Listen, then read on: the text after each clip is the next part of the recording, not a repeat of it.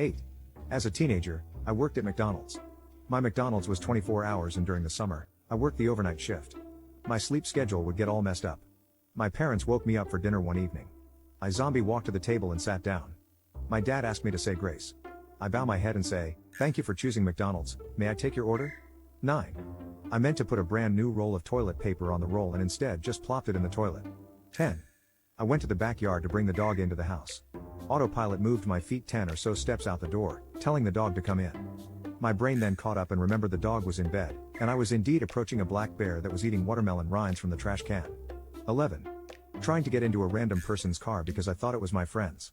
The person whose car I was attempting to break into was very terrified.